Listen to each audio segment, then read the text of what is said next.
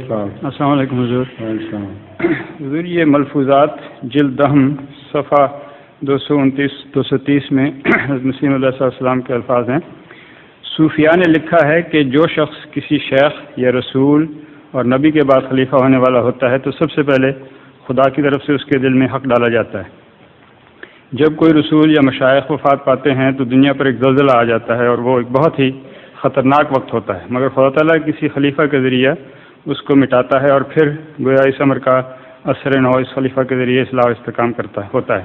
پھر آگے چل کر فرماتے ہیں ایک الہام میں اللہ تعالیٰ نے ہمارا نام بھی شیخ رکھا، انت شیخ المسیح الذی لا یضاع وقت.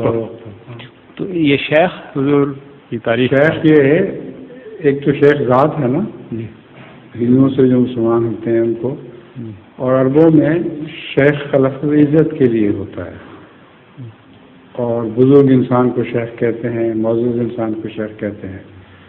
تو حضرت مسیح علیہ السلام کو شیخ آپ کی بزرگی کی وجہ سے کہا گیا ہے.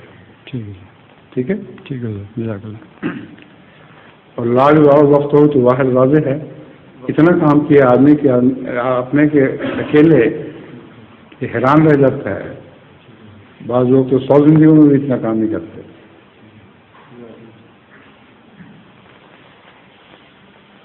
آگے ظہور مہدی آخر زمان